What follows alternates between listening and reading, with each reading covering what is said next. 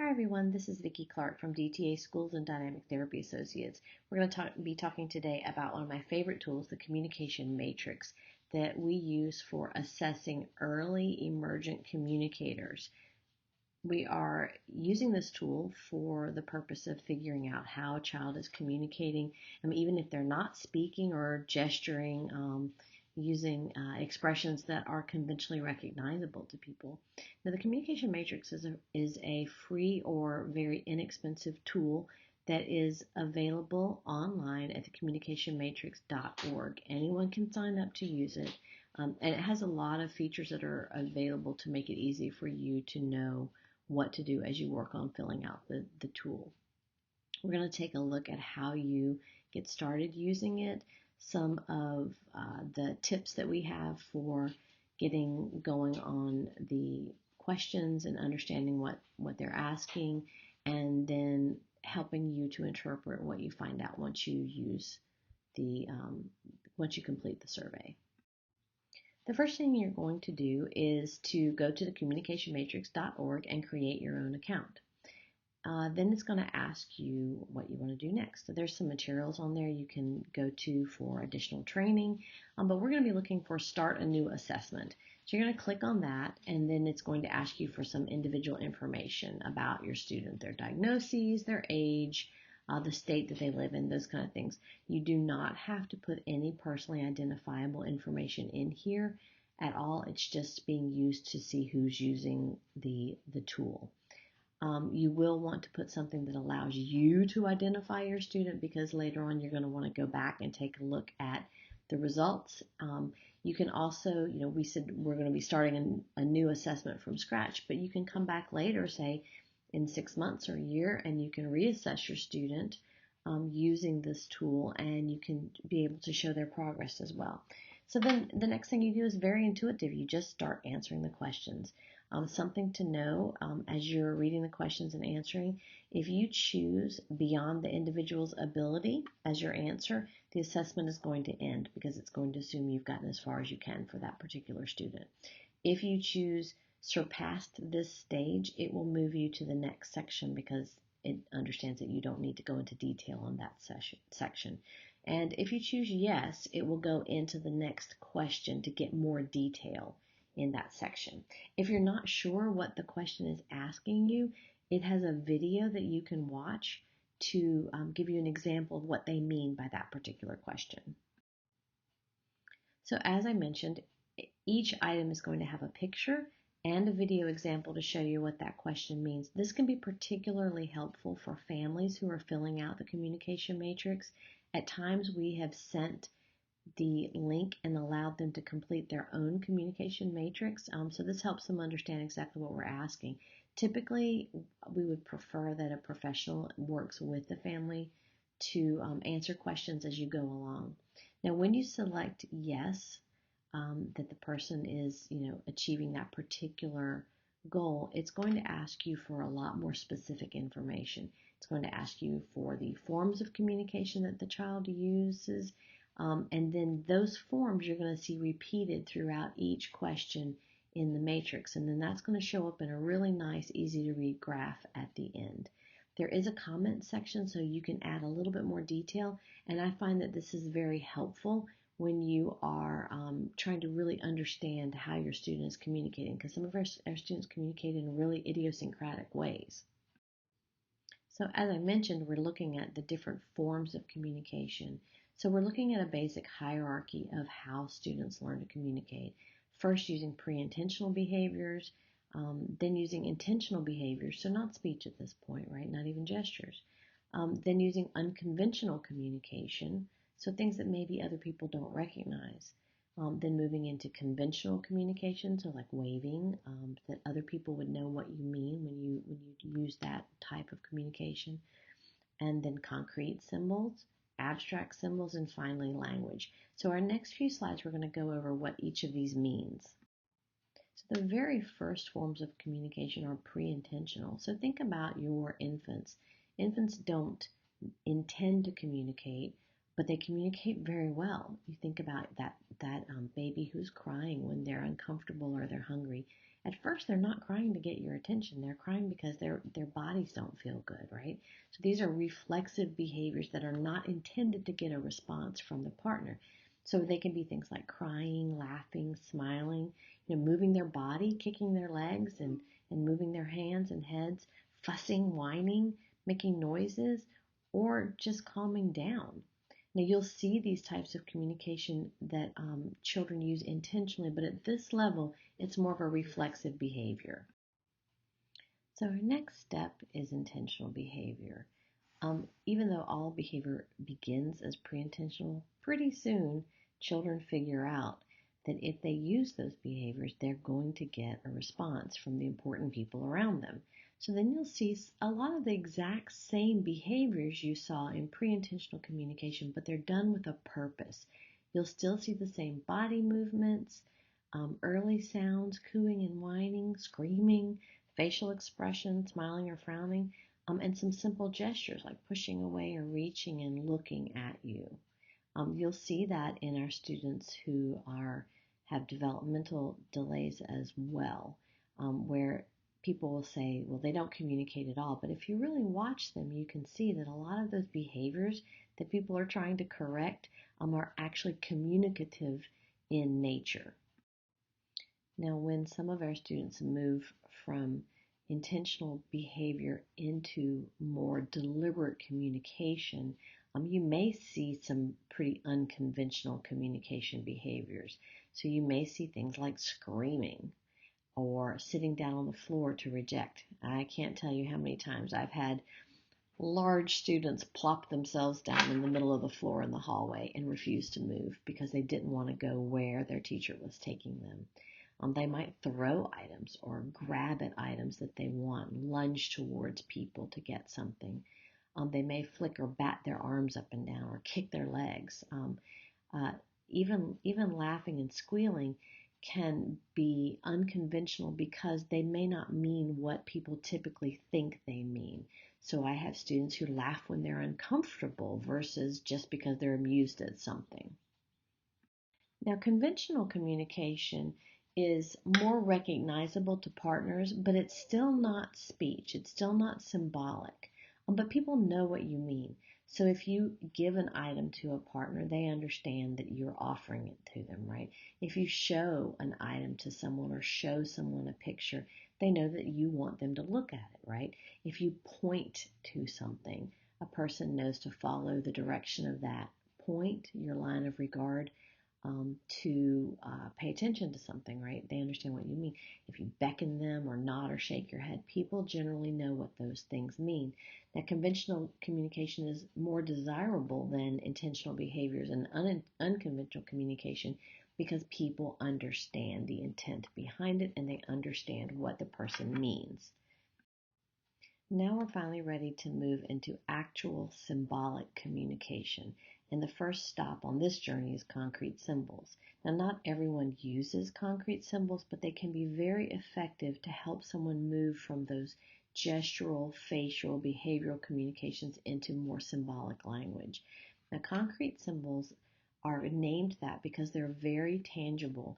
They are easy to understand. They are things that you can hold and see that look exactly like the item that they are representing.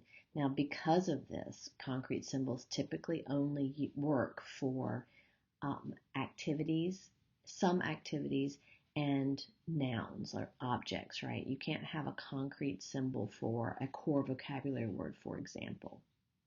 Now, the way this would work is that one object or photograph would stand for another item, right? So, for example, photographs I think are most commonly used. So you may have a photograph of a sandwich to mean that at lunchtime you want to eat a sandwich.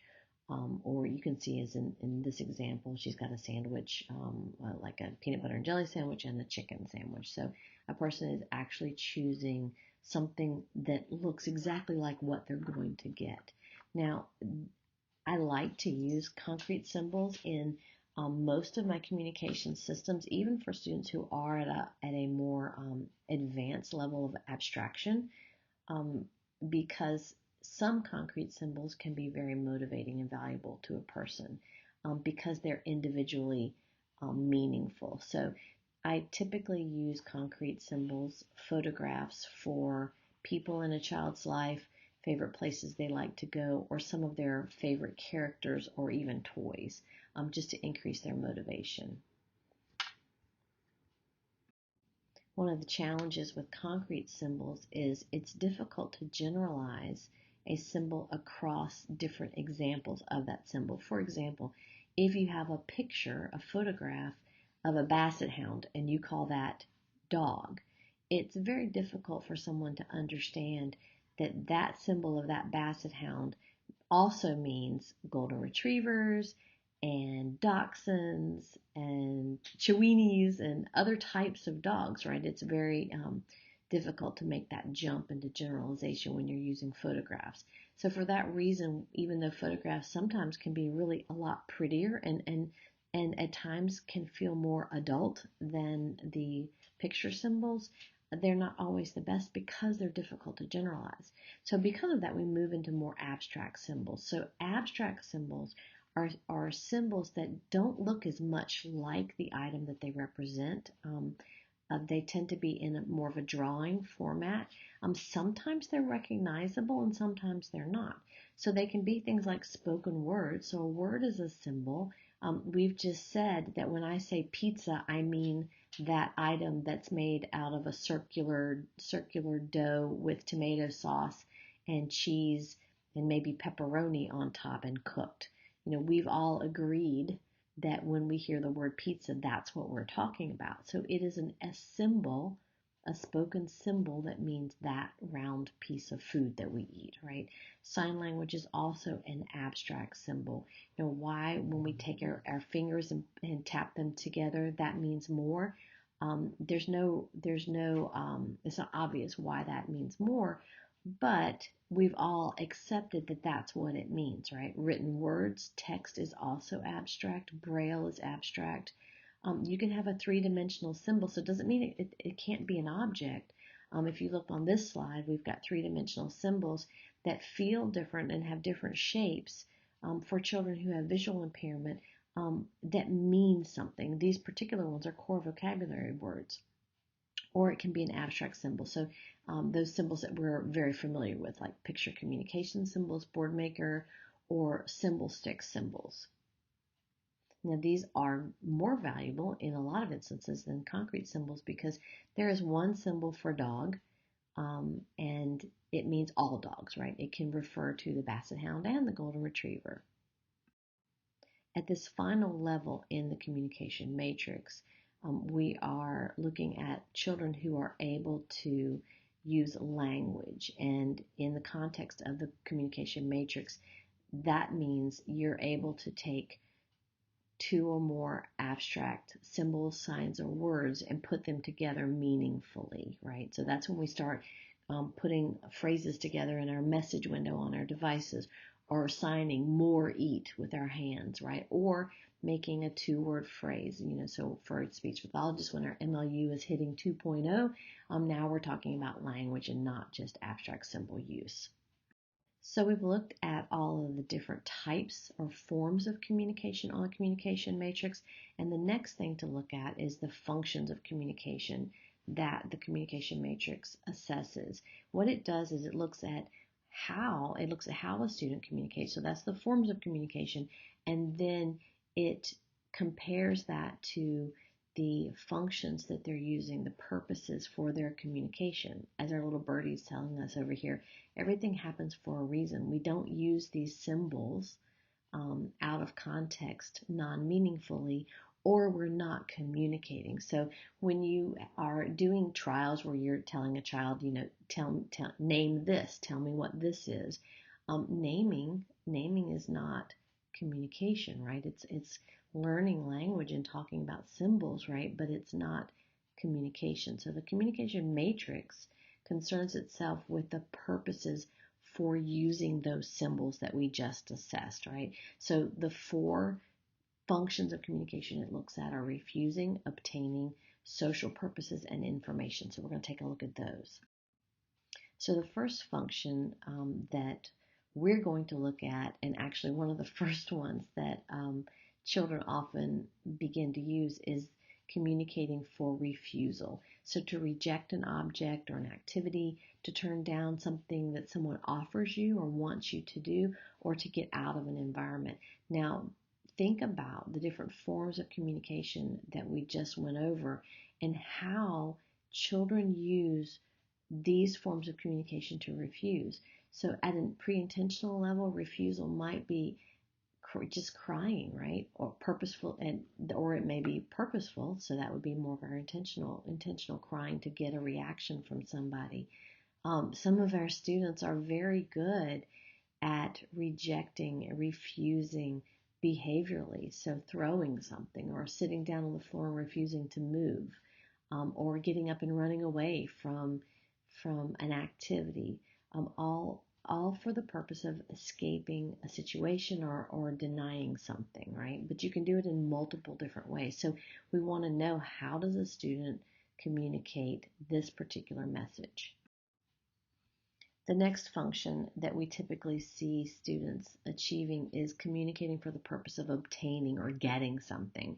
So requesting more objects or requesting more of an action that's happening. So I blow up the balloon and we let it go and fly around the room, and then the student signs more or reaches for the balloon to tell me they want more, or says more, or touches a more symbol, right? Requesting a new object, so being able to request something that they've not been offered before, or a new action. Maybe I want to go for a walk, right? Being able to ask for something that I haven't been offered. Requesting something that's not there. So being able to touch a picture of a cookie so that you can ask for a snack, right? Ask for a cookie. Or to make a choice. If I offer a student 3 or 4 different symbols of snack items, can they request which one that they want? We tend to focus very heavily on teaching obtaining, mostly because it's very motivating, right? So it's kind of an easy, motivating function that we can teach for our students. Now, when you are looking at these different functions, it's very interesting to see if the child's form of communication varies based on their function. You may find a child that is at a higher, more abstract level of communicating, or socially appropriate even way of communicating to obtain something. They want something, and that same child is using very unconventional communication to reject or refuse. So they may be able to use a communication device to make a choice of a food item that they want, or a friend they want to hang out with. But when they're frustrated or they don't want to participate in an activity, are using those very unconventional behaviors like throwing or pushing or shoving or running away. The next function, and very important function of communication, is to communicate for social interaction. And really and truly, communication is about so much more than just getting what you want and escaping things or refusing things. Communication is really about creating social connections, connecting to people and creating relationships with people. So we want to be looking at how our student is communicating to request attention or show affection or greeting people, offering and sharing items or information, being able to direct somebody's attention, polite or social interaction. Do they know how to say please and thank you, or to show gratitude, right? So this is really important. Now, a lot of times you'll see, because the social function can be more abstract for some students, you'll see that they are at an even more basic level of communication than they are for communicating to obtain or refuse. A lot of times this is really challenging, especially for our students who have autism. A lot of times our kids with autism do very well at communicating to obtain, and really, really struggle with communicating for social interaction. Then you'll have other students who are really great at socially interacting, but they don't really use symbolic language that well. So that's an interesting thing to take a look at as well. And it's going to help us define our communication objectives for these students.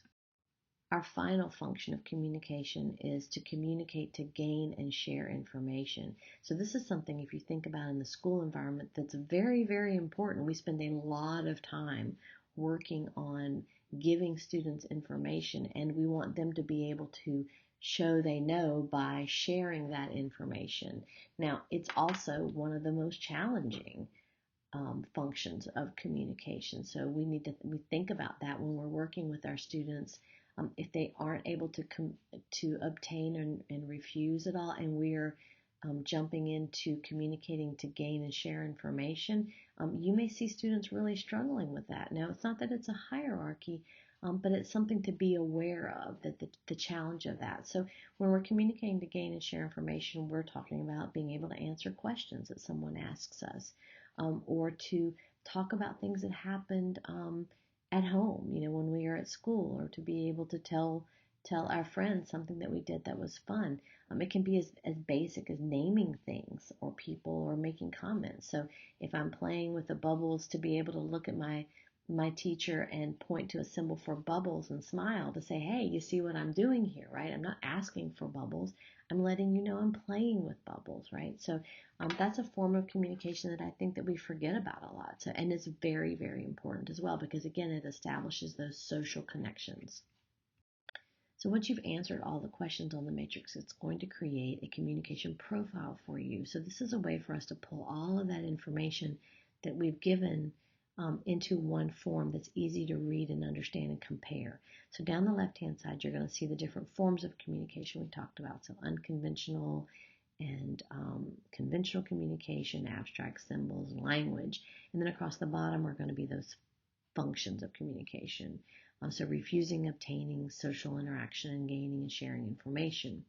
And then the colors indicate whether a student is not using that particular function or form of communication, whether they're starting to have emerging skills there, whether they've mastered the skill or not, or they've surpassed it. Okay, so if you're looking at this gives you an idea of what your targets are going to be for communication next, right?